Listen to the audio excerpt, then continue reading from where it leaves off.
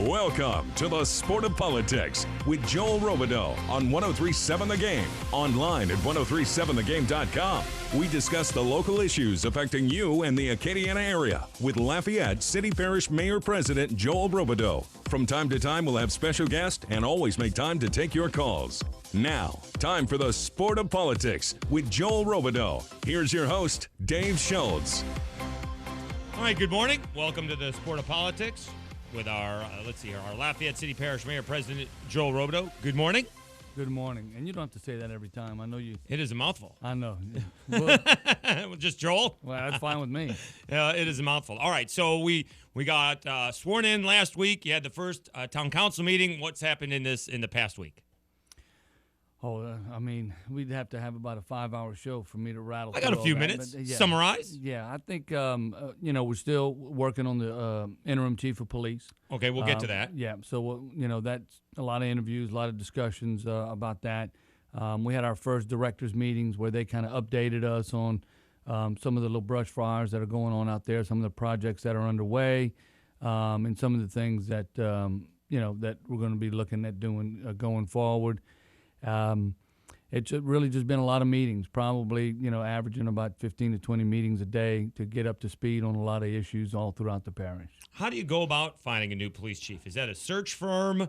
Are you, how are you going about that? Yeah, you can do it a number of ways. What I'm going to do is I'm going to select someone from within for the interim position. Okay. And so with that, that will then allow us to figure out the best way to find a permanent position. And that could be anywhere from a 6 to a 12-month process if we do a national search and if we engage a search firm. And then I would like to have, a local search team to do a lot of the interviews and to kind of narrow down the candidates, folks that are familiar with law enforcement and would, then turn over to me a list of qualified candidates. Would that interim police chief be up for the job, or is that going to be no? not the case? Yeah, that was the one thing I decided was whoever's the interim chief is not going to apply for the permanent position. Oh, okay. Why would that be? What if he's doing a good job, or she? Well, if he or she's doing a good job, there's a lot of other positions within the department. Okay. I just think it allows me to do it in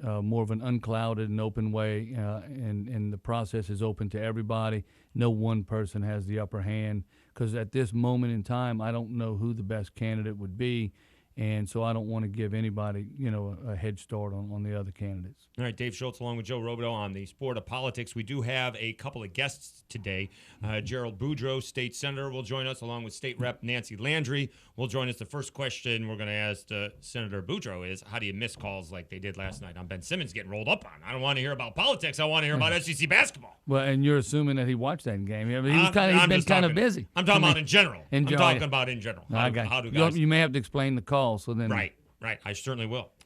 All right. So, are we ready to announce? I asked you last week. You weren't ready to announce your first major issue that you want to tackle. Are you ready to announce that yet? Well, the thing that we announced late last night with the press release is we're going to work really hard to go into a no-kill shelter for the animal shelter, and it's something that I think is long overdue. We talked about it yesterday. I'm going to engage some folks from some national organizations that come in, do an assessment of your shelter, and see what steps you can take to start to get there. So hopefully we'll be rolling that out soon. We've got the big weekend this weekend with MLK, and then after that, I hope to do the police chief announcement, and so those two things are kind of the first things out the box. All right, and then, so where do you go? Okay, so you got the police chief, the no-kill shelter, but that's going to take some time, too, right? Oh, absolutely. Along with his access road paving. That we're that's right. I forgot. And your sidewalks, if I remember. The sidewalks, yes. Hey, well, we haven't fell, I just jinxed myself, or I'm going to fall down today. Yeah, we have not met road, pavement to Schultz knees have not happened in the last few months, but we're due for one. Yeah, you That's jinxed the thing. yourself. I'm due for one. Yeah. The sidewalks can take a little bit of time. The paving of the access road, and that could be done over a weekend. Well, maybe not, maybe not quite that quick. And there's a long list of overlays that are out there. I'm not sure where the access road in front of this building. Right? It may be. I don't know. I just haven't pulled the list. Okay. All right. So where do we go from here after? I mean, you got, like you said, Martin Luther King weekend. That rolls into the police chief situation. And then all of a sudden, you got Mardi Gras.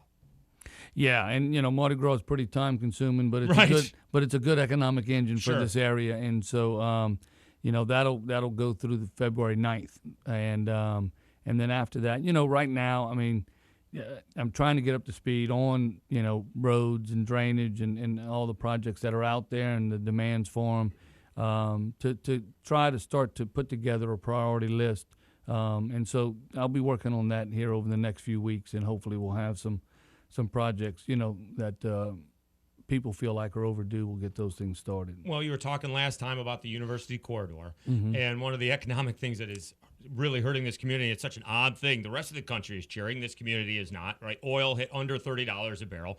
We're all paying $1.55 for our gas, or cheaper if you go out to Pilot by Breaux Bridge.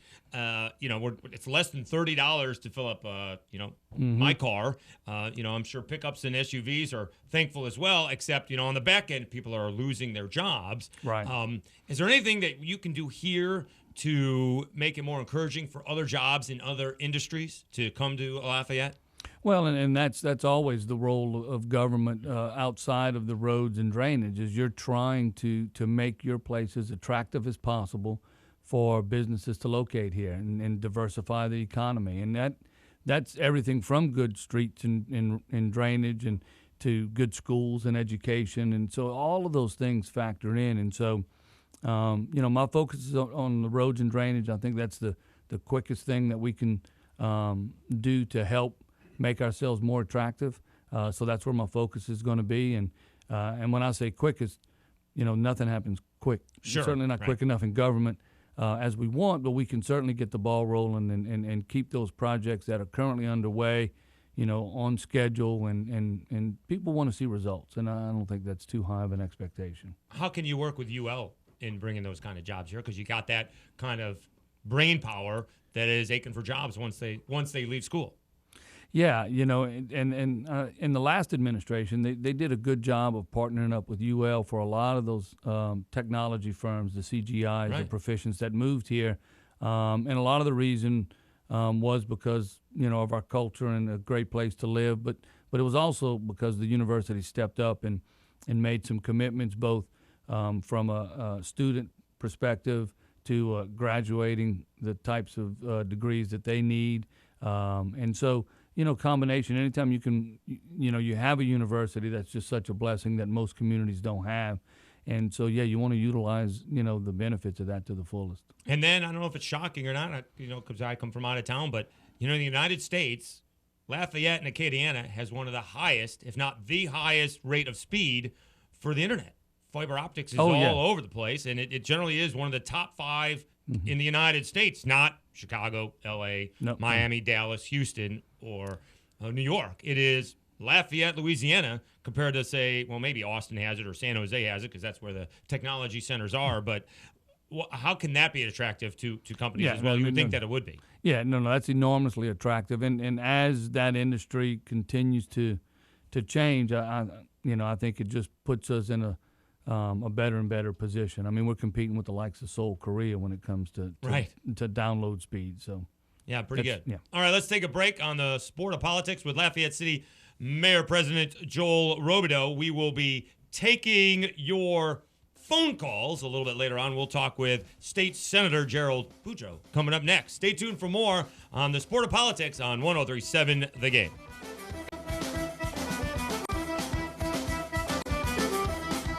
Now, back to Sport of Politics on 103.7 The Game and 103.7thegame.com with Lafayette City Parish Mayor President Joel Robideau. Here's your host, Dave Schultz. All right, Dave Schultz back on the Sport of Politics with Lafayette City Parish Mayor President Joel Robideau. We'll take your calls after the bottom of the hour. We're welcoming in our first guest of the new show. It's State Senator and Director of Parks and Recreation, Senator Gerald Boudreaux. Senator, thanks very much for joining me. How are you? My pleasure. Glad to be with you guys this morning, and glad to have the opportunity to talk about a lot of things going on in our community as well as the state. I mean, you're doing a lot. You're state rep, right? State senator, excuse me. You are director of Parks and Recreation and an SEC official. Are you still an SEC official? No, we let that go. You did let that go? Yeah. Okay. 3 years ago, we had put in 28 years on the floor. Oh, goodness. 7 in the office, and we thought that was enough. We passed the baton on to some other people so they can answer those questions about the LSU game on last night instead of me. Well, I'll ask you this. Did you take yourself away from officiating in this area because you are connected to the area? Because I'll give you an official, Dick Froggy Paparo, longtime ACC official, but he's from Syracuse, New York.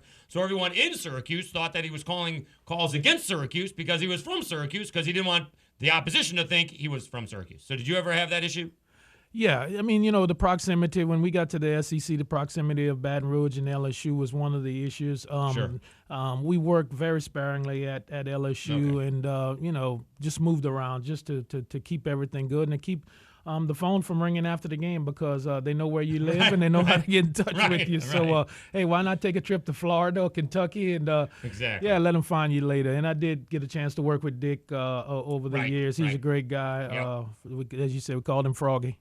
Exactly, because the way he talked. That's the way he talked. All right, we're talking with State Senator Gerald Boudreaux. All right, so lots going on. The governor sworn in on Monday, new speaker, and already he's saying we're going to accept Medicaid. That's a pretty good first week for the new governor. Well, it's a full plate, similar to what Joel was expressing earlier about what's going on at the local level. And, it's an opportunity. It's a new day. The voters have spoken, and we have a governor in who I think is sensitive and is going to listen and to do some things to improve the quality of life. And I think the Medicaid expansion is one of those things that, I heard it through campaigning that over 300,000 people who are working in our state who couldn't afford it. And it's a federal mandate, something we're entitled to. So I fully support it. Let's get our share of the federal money. We never get enough of it. All right. Now, the legislature is Republican, right? Is both the Senate and the legislature Republican? Yeah. The majority is in the Republican Party. And yet the governor is a Democrat, and yet he was trying to get his speaker in there, and for the first time in forever, he didn't. Can you explain that situation? Yeah, I mean, I'm on the Senate side, and I wasn't a part of any of those negotiations or anything along those lines. But I think we're going to get to a point in our state where we really have to quit saying we're going to quit talking about if you're a Democrat or Republican. And I ran because I want to help and serve people, not serve myself. And it doesn't matter if a person's white, black, if they're a Democrat or Republican. I think we all have to do it. I think it's something that at the end of the day will define who we are. And, when you answer the bell and you take a call in to serve, I think, and I feel we're going to get there. It doesn't matter, like I said, party affiliation when you're dealing with people and personalities, and you're dealing with people, especially in the state of Louisiana, that need some help. Well, the thing that needs some help right now is the budget. $1.6 billion in deficit, and since nobody in Louisiana won the Powerball last night, they could have cut the deficit by a third. Obviously, some tough choices are going to have to be made. No doubt about it. The guy to my right sat at the table. He's part of a process, and it's going to take some time. We didn't get into this hole overnight. It's going to take some time to get out. There's going to be some options on the table, and everybody has their opinions, but it's going to take a consensus. It's going to take a consensus of legislators that want to do the right thing, and the governor's going to have to give and take, and we all will. But we didn't get into this hole overnight. It's going to take a while to get out. And there's going to still be some hurting as we heal.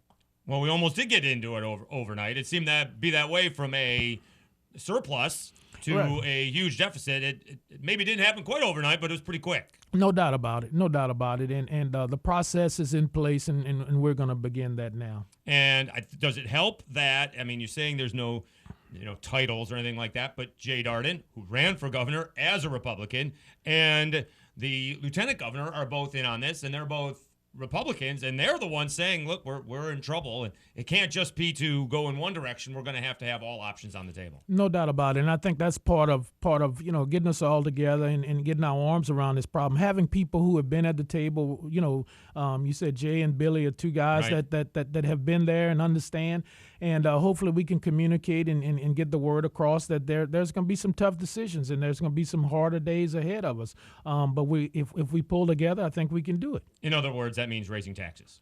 That's what that's code for. Well, at some point, we're going to have put some other things on the table that are not there today. And I think as we all talk about the quality of life and what we want for our state and for our kids, we talked earlier about the universities. And I mean, I have a daughter that will be graduating in May from UL, and what we paid for this last semester for her, I got through 4.5 years of college off of, and that's real.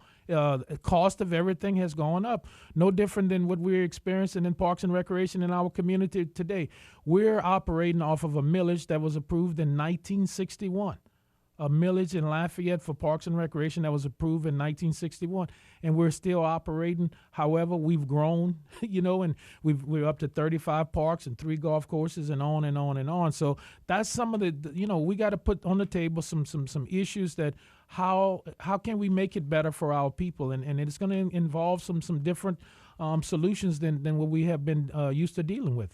Do I see you about the sidewalks that I don't fall and trip on when I'm running? No, or is that Joel? Tom Carroll. Tom Carroll is a good friend, Tom, and he'll get it done. All right. He's an engineer. He'll inspect it and make sure they pour the concrete right. And the balance is there. Absolutely. And yes, indeed. Right. There was even a caution sign at one point in time right on the sidewalk. I still tripped right over it. Still tripped right over it. Only I could. All right, so we got Martin Luther King Day coming up next Monday, or this coming Monday, I guess, yes. in a few days. Tell us about the festivities going on. Well, we have a weekend. We have a weekend of activities. It's something. This is the 31st celebration that our communities had. When we addressed the council a couple weeks ago, we said then that we're so proud and so fortunate that we live in a community that still celebrates it. When we were talking about fiber earlier, there are a number of large cities that don't even celebrate the Martin Luther King holiday. So we have a weekend of festivities, starting with a musical extravaganza on Saturday. We'll have a quiz bowl, essay contest that our 8th grade students are now participating in. The winners will be announced this weekend. We have a parade on Sunday at 3. And then we have a full day of activities on Monday, which starts with a prayer breakfast. We have a luncheon. Our parade marshal this year is the Honorable Sheriff Michael Newstrom, and he's in his last year. He'll be out of office in July, but our committee has recognized him as the parade marshal for all his contributions to our community, and we feel that he embodies the values that Dr. King fought for and died for. Some of the things that we feel our sheriff has done for this community. So he'll serve as our parade marshal, and we'll conclude a weekend of activities on Monday evening at 6 o'clock, where we have the president of Central State College over in Ohio, Dr. Jackson Hammonds, will be our featured speaker, and we have a mass choir. We have a number of events and activities planned throughout the day. It's a day on and not a day off, and we encourage all of our residents and citizens of our community to come out and support the King Weekend activities. Most of them will be held at the Martin Luther King Center, which is located at 309 Cora Street here in Lafayette. So looking forward to a great weekend. The weather's supposed to be really, really good, and we're going to celebrate, and when we celebrate, we're talking about peace. Our theme for this year is embracing peace and hope through self-love. So when we talk about the violence in our community, we talk about the shootings that continue, the self-love, the hope and peace is something that we want to resonate through all the community. And hopefully when we pause on Monday for our 31st celebration of the Dr. King holiday in our community, we can do a little bit more to make sure our community is safe and there is love, peace, and hope out there. Yeah, temperatures have risen. It was 32 degrees wind chill on Sunday morning for the run. I went out last night. It was 60 degrees. Yeah, here we go. You gotta love that. All right, we're talking with Gerald Boudreau on our sport of politics. What is the parade route? Is what I want to ask you. Yeah, parade will start at the Clifton Chenier Center, okay, and end at the Martin Luther King Center, okay, which is all a straight shot right into the Martin Luther King Center. It begins at 3 o'clock, and we have 5 high school bands that'll be participating, a number of church groups and organizations. We on Monday, because school is a holiday, we have a number of programs that are geared towards our youth. So we encourage the parents to get the kids out of bed, them come and learn a little bit more about the history of this holiday so that we can continue to preserve it and celebrate it in our community. Is there a website we can point them to where all the activities are? We have it through our Recreation and Parks website. Okay. We have the itinerary, the schedule, and the whole 9 yards. You can call our main office at 291-8360 for other information. And as I said, again, most of the activities will either be at the Clifton Chenier Center or the Martin Luther King Multipurpose Recreation Center. All right. I want to thank Senator Gerald Boudreaux. Enjoy the weekend. Best of luck with the Martin Luther King Festival. And thanks very much for coming down. Quite welcome. We appreciate it. All right. Okay, I'm going to ask you this. I know you didn't see the game last night, but it was a loose ball. Two guys going for it. One referee on the baseline right there where the ball was going out of bounds, even though it was going out of bounds on the sideline. The other official maybe towards midcourt coming down the sideline. They missed the Ole Miss player taking out Ben Simmons because they were both looking at the basketball. How do you do that? How do you miss like that call? Well, probably just a lack of concentration for a minute there, because you get caught looking at the ball. You follow the ball, right. and in that case, you want to make sure you get the call right. You never make excuses when people miss a call or whatever, but that's the human aspect of officiating. Sure. And when you look at a 40-minute contest and there's no one who goes through the entire game without missing a shot, there's going to be some times when officials miss. We used to always say, just don't do it during crunch time and don't miss the big ones. Technology today has improved so much where you just, there's always going to be some misses. I mean, when, my 28 years on the floor there. Never missed a call. If we had if we had the technology we had today, I wouldn't have made but about 2 years. But, I mean, right. No difference than our friend Greg Otro in the NFL. I mean, he's telling me on some games there's 28 different cameras. I mean, it's just the human element is almost eliminated from it, and that's the unfortunate thing about it. But I could tell you, the guys, they go through a lot of training, a lot of hard work, and no one wants to screw up a game. No one wants to be the outcome, but it happens. In this case, they were obviously looking at the ball, and so they missed the guy rolling up on the ball. All right, yeah. We want to thank State Senator Gerald Boudreaux for joining us on Sport of Politics. We'll be back with more right here on Acadiana Sports Station 103.7 The Game.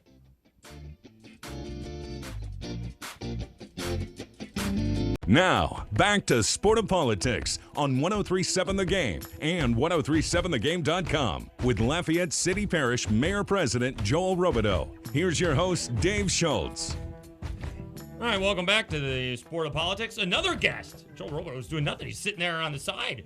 It's like This is easy. It's like the Tonight Show. We start off with you and we move on. All right, we got State Rep Nancy Landry joining us. Good morning, State Rep. Thanks very much. Thanks for having me. Yeah, for joining us. Yeah, thank you so much. All right, so we talked to Gerald Boudreaux about the speaker. You would know more about that since it's on your side. Explain to us and mostly to me what happened. Well, we're just really excited that we have Representative Taylor Barra from our own delegation here in Acadiana as the new speaker. It's going to be great for this region, and it's really, really exciting news for us. But it's being reported as a surprise, but we weren't surprised at all because Taylor had really been thinking about it for a long time and had his name out there for consideration. The candidates who were running were all from the same area of the state, and when it came, down to narrowing it down, and a lot of people were uncomfortable with all the candidates being from the New Orleans and Jefferson area, and so we knew that if that candidate that ended up being the final candidate for the Republicans, if he couldn't get the votes, we knew that our candidate from Acadiana would end up being, pushed to the forefront, and that's exactly what happened. So we were just really excited. It all came into place and worked out really well. All right, another guy I can get money from the sidewalks. All right, that's well done. It's always about me, Joel. You'll realize that. It's always about me. All right, so obviously a lot done already. Sworn in, and boom, Medicaid expansion. Why does that take the months that it does? I mean, almost hiring, I guess this is the answer. He's hiring almost 250 people just to man the increase of the demand for getting almost 300,000 people on Medicaid. Well, that was something that happened. The governor did that as an executive order. The legislative branch didn't do that. Right. And so I guess he had promised that was one of the first things that he was going to do. And so he was fulfilling a campaign promise by doing that and made that announcement right away. So he could get started, with whatever it takes to, add 300,000 people to the Medicaid rolls. All right, so what would be your biggest priority in this legislative session? Well, obviously the budget is going to be the biggest priority. We're facing a huge deficit again, And with Speaker Barra's background, his background in finance, he was market president at Iberia Bank. He's not chaired. Mayor President Robideau was the chairman of Ways and Means, but Representative Barra served on the Ways and Means Committee for 8 years. And so he has a lot of experience, and his background in finance, I think, is going to be very helpful as we face the budget crisis that we have. And we're also going to be seeing a pushback from the governor on some of our education reform, and so we'll be working on that. But the first thing we're going to have is a special session that's going to deal probably only with the budget matters. And okay, so how would that take place? What would happen there? Because it would seem to be a bigger issue than talking about it for a week, right? Right. The governor will call us into special session. Mm-hmm. We hear it's going to be in the middle of February 15th or so. I think it's going to be a 2 or 3 week special session. All right. And we haven't seen any of the proposals of what, right. His plans for solutions or anything. But everyone's welcome to file bills as long as it's within the issues that the governor calls the special session for. And so we'll see solutions, coming from not just the administration, but also from members in the legislature. They'll be proposing solutions as well. And I haven't seen anything specific yet, but, everything's on the table. People are talking about looking at all the exemptions that we have, the tax exemptions, right. And, just really examining them and seeing what the public policy was behind granting those exemptions and whether those policy considerations are still valid. And some of them were created in the 20s and 30s, and sure. we don't even know what the public policy considerations were for granting those exemptions. And people want to revisit them and see if those policy considerations are still valid and whether we should continue to grant those exemptions. And we might be able to, raise some revenue that way. And but everything is on the table. From what the governor said, they could be proposing taxes. They could be, trying to do away with exemptions. There will be all kinds of solutions proposed. Well, one of the odd exemptions, something that I'm familiar with in Florida, I worked in TV production. They had a lot of shows down there because it was cheaper to do, especially when you have the good weather in the winter compared to New York or LA or something along those lines, even in London or something along those lines. So they have found out that it's even cheaper here in Louisiana. We have McConaughey in another movie, Free State of Jones. It was done in this area. A lot of exemptions and a lot of people making a lot of money, at least certainly during the time that's here. I don't know how many local people are doing it because Hollywood tends to bring in their own. But nonetheless, I know some people who are actually in the movie, some extras. You do get money.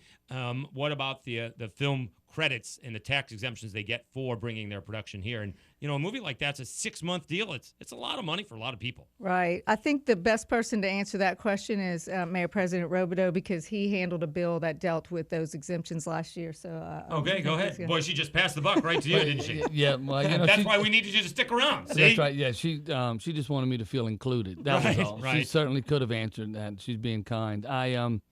The film tax credits are kind of its own animal. The way they work, it's a 30% basically in the simplest form. It's a 30% credit of whatever you spend. And it was almost an impossible task for us to realize the revenue that was needed to offset that credit. Because if they were doing a $10 million movie, well, that was $3 million worth of credits that they got that the state had to pay out. And in order to generate $3 million in tax revenue, you need them to spend, $80 million. Right. And that wasn't always the case. Sure. Certainly on a $10 million movie, you're not spending $80 million. So, and there's the economic factor that, that money generates 6-7 times. And so you do get more than just that initial 4%, 2%, 3%, depending on where you live.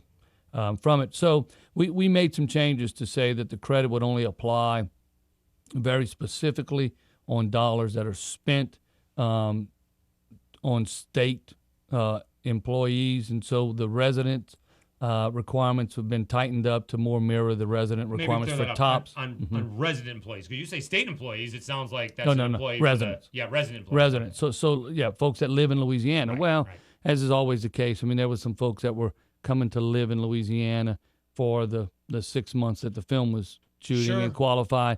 So we changed that to mirror the TOPS requirement, which is a much more strict requirement. We also got rid of the situation where it's a $10 million movie and, the actor got $7 million of it. Well, we're not allowing that to qualify for the credit anymore. So there were a lot of restrictions put on it during this last session.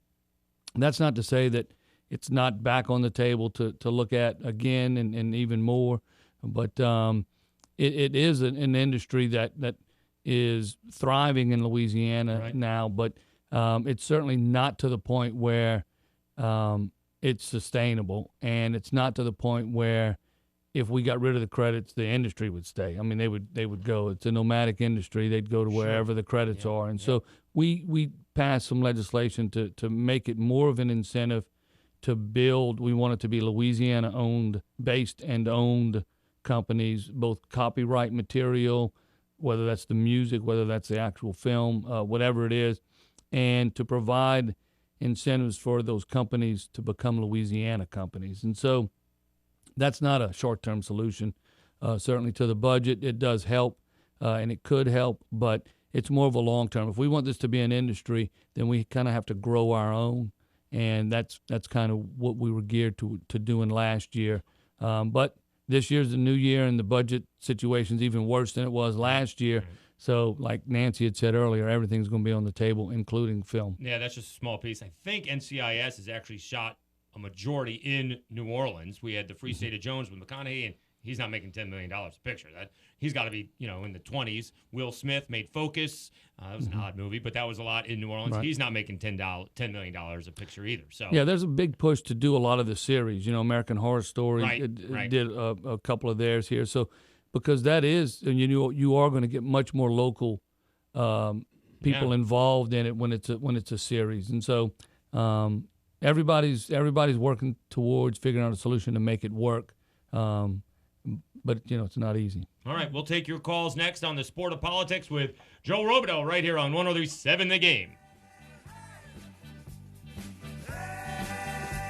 Now, back to Sport of Politics on 103.7 The Game and 1037thegame.com with Lafayette City Parish Mayor President Joel Robideau. Here's your host, Dave Schultz.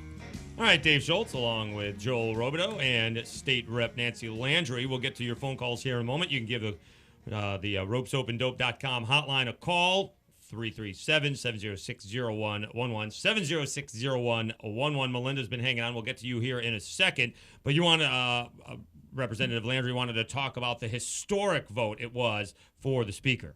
Right.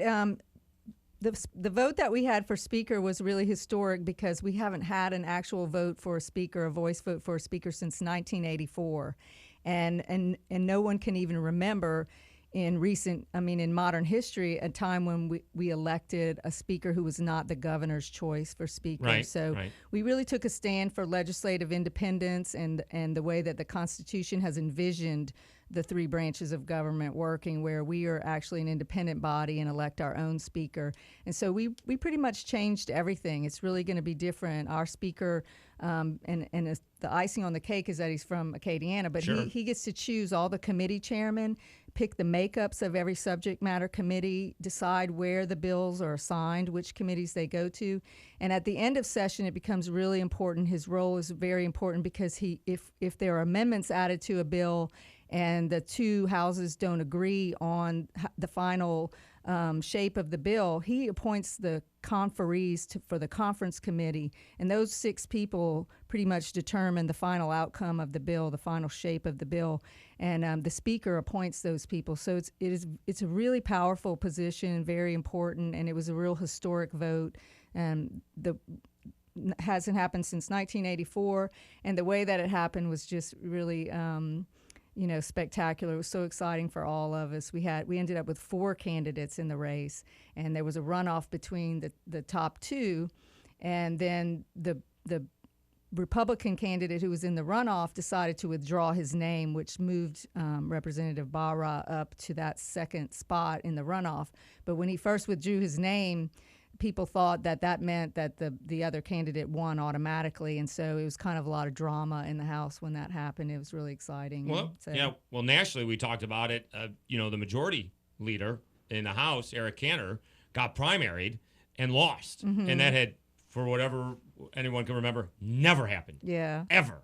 And we like when those things happen. This is a year for firsts. We've had a lot of things happen that everybody said were impossible to happen, from the governor's election to now the speaker's election, and Mayor President Robideau can tell you how we changed everything yesterday, and he knows from running 4 years ago for speaker how involved the governor can get in those elections and how historic this was. Well, he mentioned.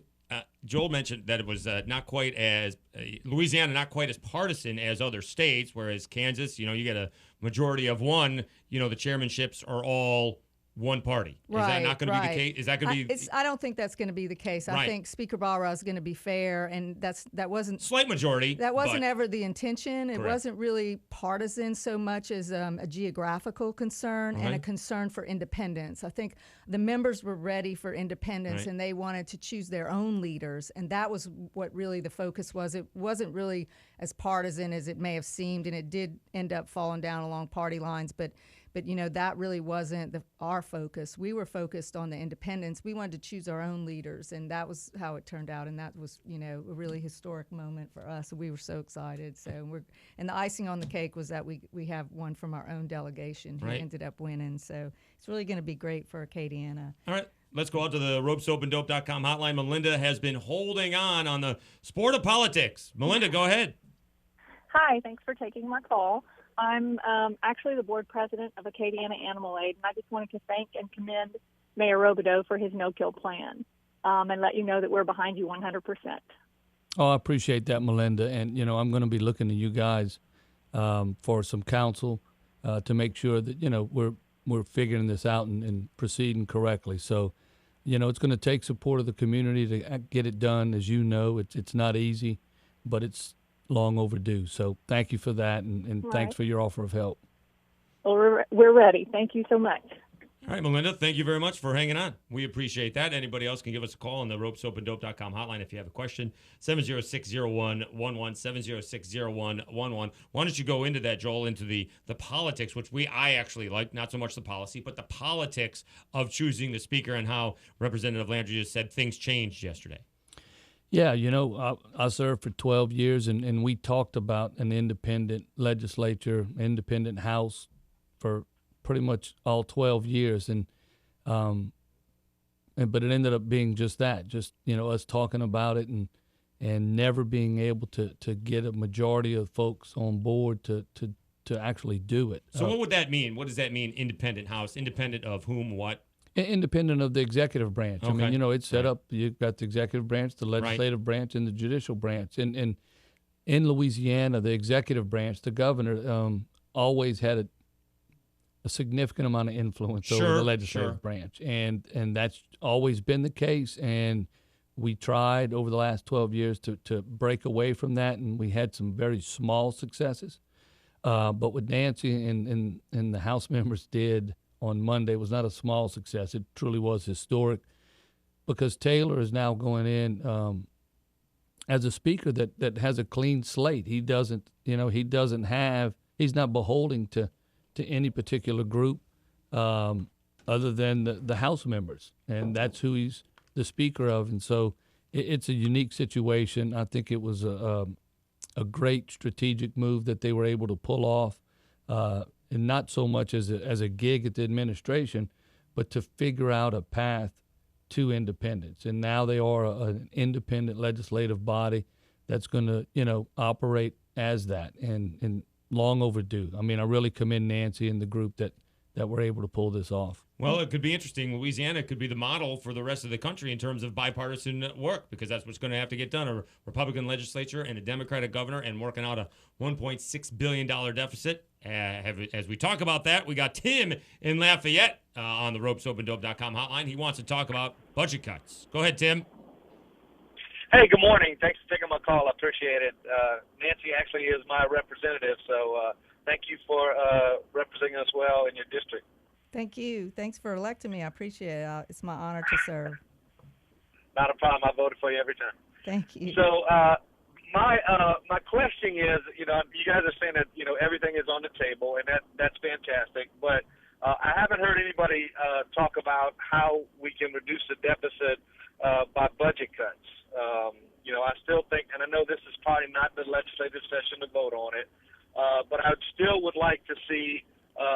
tighter ethics reform in our legislative branch, as well as our governor's branch, because I was quite amiss, as I'm sure a lot of other Louisiana residents were, by what happened in the governor's race, where somebody got an endorsement and then was later given a position within the governor's office, which kind of shakes of a little bit of cronyism there. But and I know this is probably not the legislative session to vote on. It's going to be dealing mainly with the budget. But I really think that through ethics reform, we can look at the budget in different ways to see where things can be cut, and a lot of this wasteful spending can be eliminated as well. The other thing that I wanted to say about the offshore revenue that we receive from the federal government, I don't think that what Louisiana receives is in fair value to what our neighboring states receive. And since we have an ally as a governor now who has an ally in the White House, it would be a good time to bring that up and try to force legislation on a federal level to make sure that Louisiana is receiving their fair share of offshore revenue. And I'll just hang up and listen. Thanks again for taking my call. Thank you, Tim. Well, I think the president is in Baton Rouge today, right, so right. perhaps Which the you're actually governor probably will happy have that you're here time to avoid that traffic mess. Right, and I understand we're going to start receiving some revenue in 2017, but it's earmarked for coastal restoration and some other things, so we won't be able to add that to our budget to solve our budget problems. But hopefully he will have that conversation with the governor, and that's one of the advantages of having a governor whose party is aligned with the president. But we have been talking about budget cuts. You might not hear the administration talking about it as much, but we, as a delegation here locally, and the House has been having those conversations. We've been meeting for months and talking about where we can make additional cuts. We don't feel like we're run efficiently yet. We do think there are more places to make cuts. We had presentations, in fact, this week from the Legislative Fiscal Office, from the Legislative Auditor's Office, showing where we're leaving money on the table, where we can make additional cuts and find additional revenue that's just being lost because of inefficiencies. And so we're definitely looking at ways to make cuts and pare down government. We are not, at least the local people here in our delegation are not in agreement that there are no more cuts to be made. We think we can make additional cuts, but the situation is so dire now that even with additional cuts, I think we're going to have to look at some of the exemptions and look at everything. Everything's going to have to be on the table, so we'll have to also examine exemptions. But we are looking to make more cuts. That's definitely going to be the part of the conversation, a big part of the conversation. And one of the good things about having Speaker Barra is he'll be able to appoint the chairman of appropriations, and the chairman of appropriations will be the one who will be making those decisions. So, he's I think going to be, really thinking about who that person will be and make a good decision to put that person who would be willing to look at cutting as well as the tax exemptions. So I have to give kudos to Representative Stuart Bishop from Lafayette. He was very instrumental in helping this all come together as well. And I think that, our new speaker is going to be getting good counsel about a good conservative person to make budget cuts this session. Yes, representatives have no problem talking about budget cuts, but when they say everything's on the table, that means there's going to be a little bit of a tax raise. That's all right. Got to balance the budget somehow. That doesn't mean I'm going to vote for that, but I just am saying it's going to be proposed. Right. There will be revenue raising proposals. Right. Tough pill to swallow. That's right. All right. We'll be back to wrap things up on the Sport of Politics on Acadiana Sports Station 103.7 The Game.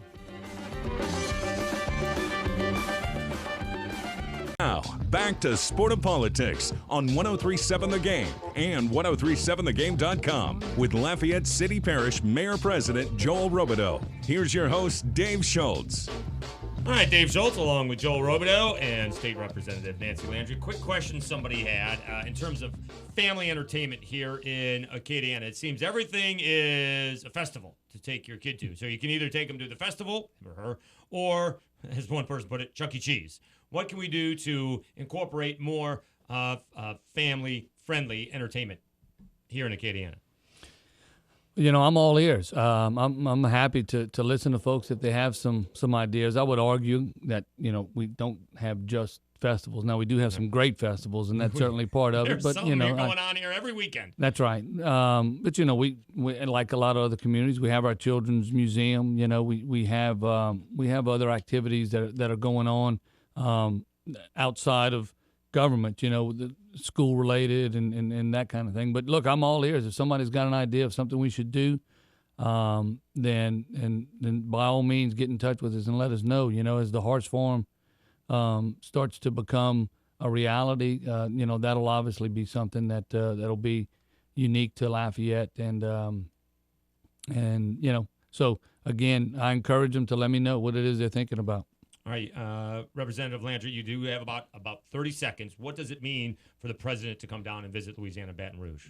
Well, it's my understanding that we haven't had a visit from a president in many years, so I think it means that he's recognizing that we elected a Democratic governor, and he's restoring relationships with our state, I guess, and for them it's a really big deal, and they're very excited about it, the other party, and I think that it might mean better relations and better funds flowing this way. This is what I hope. So. Right, exactly. But, all right, we'll see. Fantastic. All right, we'll see what that means. Obviously, the last year of his presidency. All right, need to thank State Senator Gerald Boudreaux for joining us, State Representative Nancy Landry for joining us, of course, Joel Robideau. We'll be back next week with more Sport of Politics. If you missed the show today on the radio, we'll be on TV tomorrow, 7 a.m. on KDCG TV. All right, thanks for joining us on the Sport of Politics. I'll be back tomorrow with more Sports Chat Friday at 6, right here on Acadiana Sports Station,